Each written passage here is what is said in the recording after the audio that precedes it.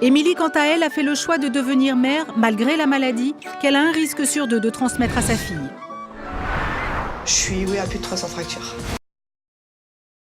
Émilie est atteinte de la maladie des os de verre.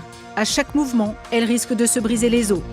Le moindre choc, je casse.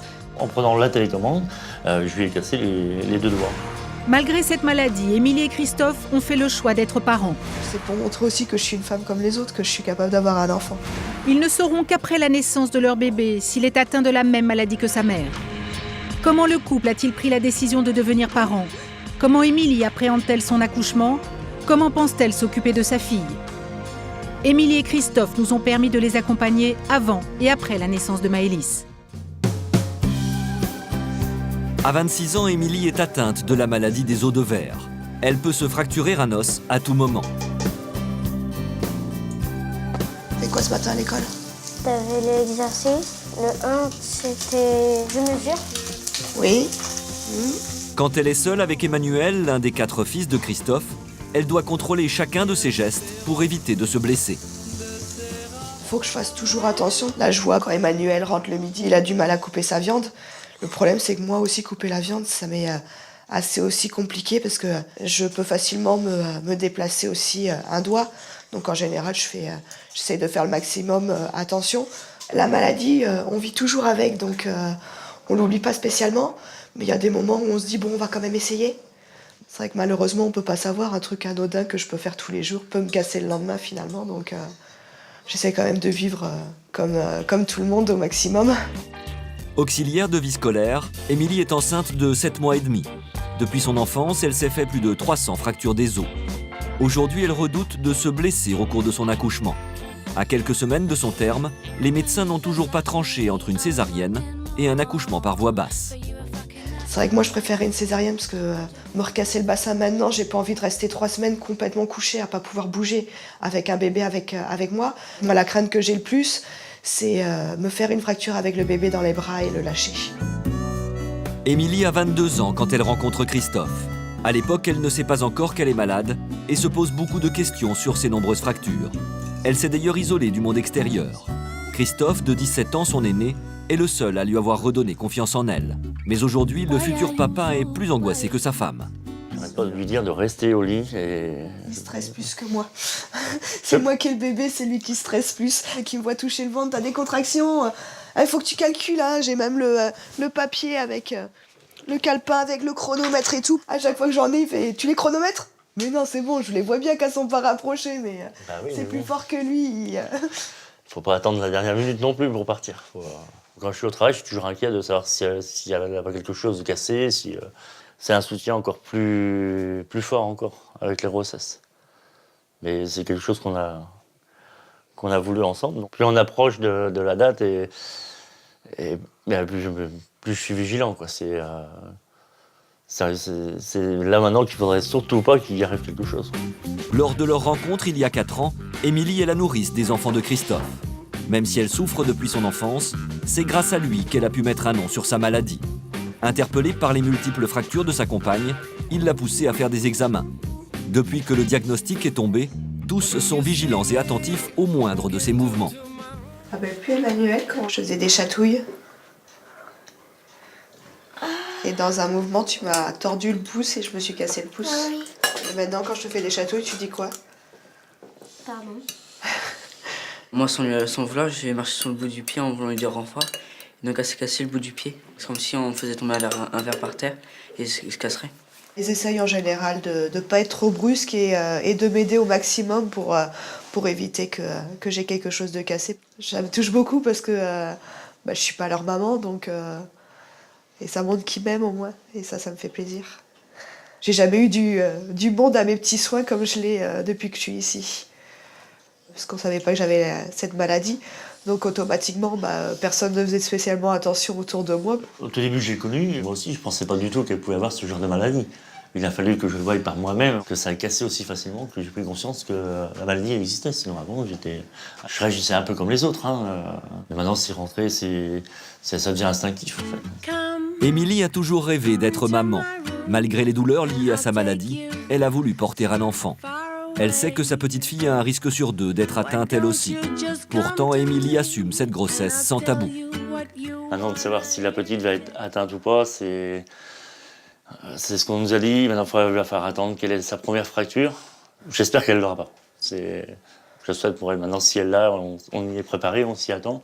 Donc, si la petite elle l'a, on fera avec. Je préfère me dire qu'elle sera atteinte, mais de savoir qu'elle sera là. Parce que mettre un enfant au monde, c'est quand même la plus belle chose. Donc voilà, moi je me dis, on fera tout pour qu'elle vive au mieux possible malgré la maladie.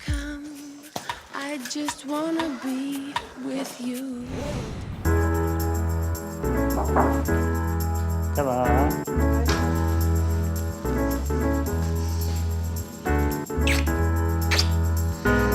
Nous retrouvons Émilie et Christophe quelques semaines plus tard.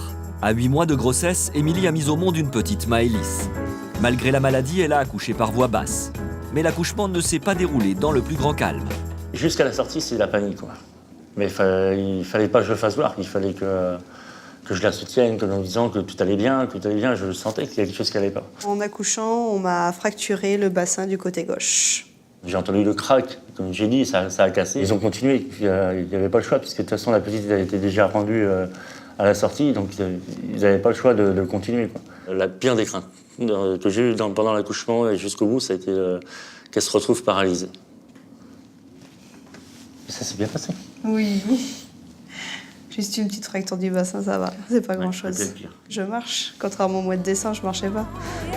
Après une semaine d'observation à l'hôpital, Émilie peut enfin rentrer chez elle. Malgré la joie d'être maman, les angoisses liées à sa maladie reprennent vite le dessus. J'ai un petit peu peur de me retrouver seule avec elle, du fait que déjà j'ai encore la jambe droite qui me soutient pas tout à fait à des moments, elle me lâche. J'essaie toujours d'être pas trop loin d'Émilie pour être sûr qu'elle va pas tomber. C'est la crainte que j'ai moi maintenant en rentrant. Je l'ai vu déjà dans la chambre perdre 2 fois l'équilibre, donc j'ai pas envie que ça n'arrive à la maison. Habituée à la douleur, Émilie arrive à marcher malgré sa fracture du bassin. Mais elle va devoir rentrer chez elle en ambulance. Le moindre mouvement brusque en voiture pourrait aggraver sa blessure. À tout à l'heure, ma petite puce, on se revoit à la maison. Hein? Enfin, bon voyage en voiture, ton premier voyage. Tout à l'heure, ma princesse. Tu peux dire frais, regarde. Pendant les 5 dernières heures, j'ai eu pas mal de souffrance et tout. Et quand on nous la met sur le ventre, tout ce qui s'est passé avant, les 5 heures auparavant, on les a finalement complètement oubliés. En 1 seconde, on les a oubliés, rien que le fait de l'avoir sur soi. J'ai pas dit de mots, je me suis mise à pleurer dès que je l'ai eu dans les bras. C'était magnifique. Il n'y a pas de mots pour le décrire. De retour à la maison, un comité d'accueil attend Émilie et Maëlys. Les enfants de Christophe ont hâte de découvrir leur petite sœur.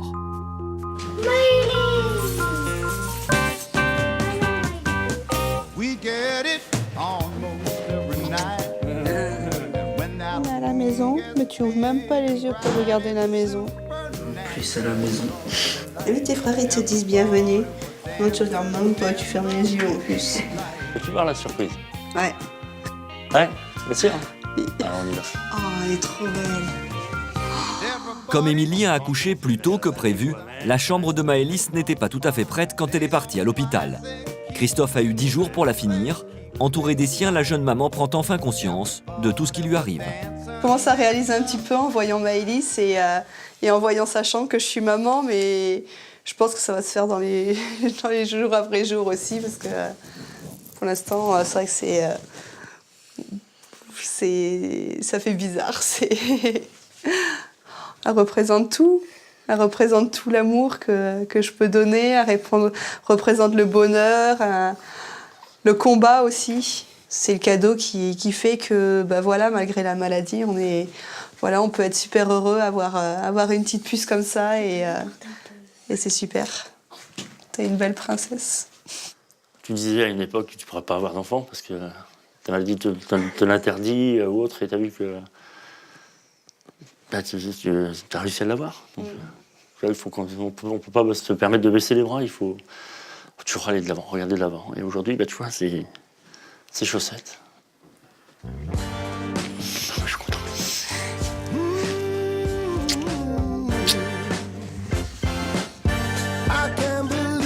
Christophe et Émilie doivent manipuler Maëlys avec encore plus de précaution qu'un autre nourrisson. Changer une couche représente déjà un danger pour le bébé. En effet, Maëlys a un risque sur 2 d'avoir la maladie des os de verre. Seule une première fracture permettrait de faire des examens pour déceler le gène de l'ostéogenèse imparfaite. Tellement légère, c'est vrai qu'il faut... J'ai vu de trop la manipuler, j'ai peur de lui casser quelque chose. Je comprends sa réaction, parce que si elle a la maladie, le moindre geste peut la casser, donc... Tant qu'on ne saura pas si elle est atteinte ou pas, ça va être beaucoup de manipulation avec beaucoup de prudence. Je crois que c'est quelque chose qu'il va falloir qu'on travaille, en fait, parce que si on vit dans la crainte qu'elle ait la maladie, on va être... j'ai peur d'être esclave de la... Et puis de lui gâcher ses plaisirs de jouer, parce qu'on pourrait être amené à dire faut pas qu'elle touche à ça. Donc c'est tout ça, il va falloir qu'on prenne une confiance différente. Oh, dis donc, t'es bien réveillée, là. Là, ça y est, regarde. Ça y est, je regarde ma chambre. Oh, je suis pas dans le même univers, j'ai changé. Je suis où, là? Grâce à l'amour de Christophe, Émilie mène aujourd'hui une vie presque normale. L'annonce de la maladie a soudé leur couple. Et aujourd'hui, la naissance de Maëlys leur permet de créer une vraie famille recomposée. On s'est posé la question du fait de la jalousie, surtout avec les garçons. Jordan a eu peur quand même qu'il soit rejeté au moment où il a appris qu'il y avait Maëlys qui allait arriver. J'ai dit Maëlys, ça va être souvent plus avec les parents, moi je serai souvent tout seul. Et puis bon, bah, après, Emilia m'a dit que je serais souvent avec eux, donc bah, ça m'a fait moins peur après. Content d'être revenu? Ouais.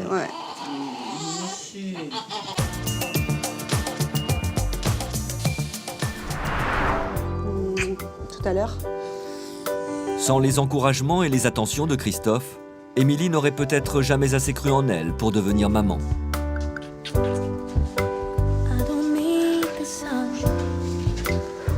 pense pas que j'aurais pensé à ce qu'un jour ça soit vraiment réel et que j'ai vraiment une petite fille dans la chambre d'à côté qui dort. C'est ton rêve, quoi.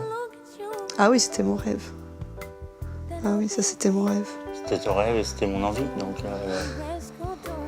les deux assemblés a fait qu'on a réussi. Hein. Ouais. On a mis du temps, on a souffert pour quelque chose de magnifique.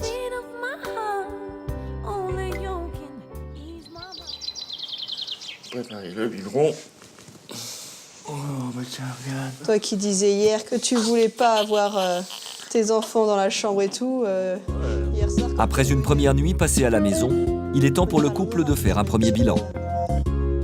Christophe m'avait dit qu'il serait debout pour pouvoir aller la chercher pour éviter que je me lève.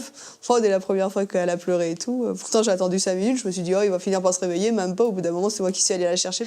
Et même une fois qu'elle était dans la chambre, elle était à côté, elle lui criait dans les oreilles. Mais au bout d'un moment, il s'est réveillé, il a ouvert les yeux. Je croyais que tu allais être debout pour aller chercher la petite. Hein. Elle voulait plus dormir, donc là, c'est papa qui s'en est occupé, par contre. Et quand il est revenu vers 5-6 heures dans la chambre, il me fait comme ça, ouais, bah, je crois que t'as raison, hein, faut qu'on mette Ali dans la chambre parce que sinon, ça va pas le faire. Donc ça m'a fait rire parce que hier, il disait l'inverse. Allez, il y a papa, en plus, il a préparé tout. Pour la première fois, Émilie se retrouve seule avec sa fille de 11 jours. Porter la petite représente un risque. À tout moment, Émilie peut se faire une fracture. Mais son instinct maternel semble prendre le dessus sur ses angoisses. La jeune maman profite de ce moment privilégié avec sa fille.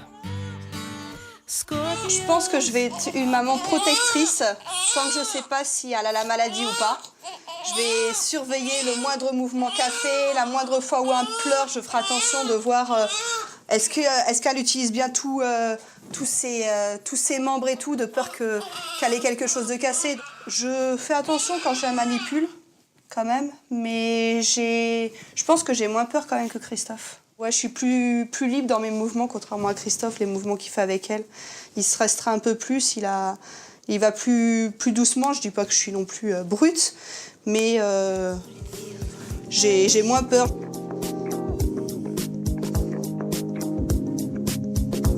Après toutes les épreuves qu'elle a traversées, Émilie voit en Maëlys une victoire. Malgré la maladie des os de verre, la jeune maman ne s'accorde pas le droit à l'erreur. Elle est prête à souffrir pour subvenir aux besoins de sa fille. Je ne veux pas du tout lui montrer quand j'ai mal ou quand j'ai quelque chose, parce que je sais qu'elle ressent. Je vais être forte quoi qu'il se passe. C'est un bébé et elle a besoin de sa maman. Elle a besoin de sa maman plus que tout. Je veux faire le maximum pour m'en occuper comme je peux, même si au fond de moi, je sais qu'il y a plein de trucs que je ne pourrais pas faire. Moi, souffrir, j'en ai l'habitude, donc voilà, maintenant, je ferai le maximum pour pas qu'elle en souffre. Je sors le fauteuil et puis on y va. Pas de souci. Allez, on est parti. Émilie est partagée sur la nouvelle vie qui l'attend. Grâce à cette naissance, pour la première fois, elle se considère comme une femme, comme une mère, et non plus comme une personne malade et handicapée. Mais malgré tout, comme toutes les mamans, elle culpabilise d'avoir peut-être transmis la maladie à sa fille.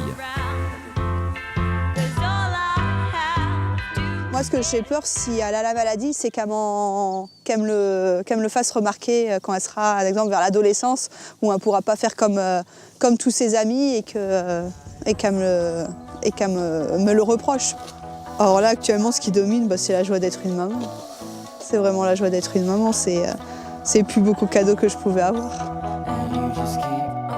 Si Émilie se pose beaucoup de questions sur l'avenir de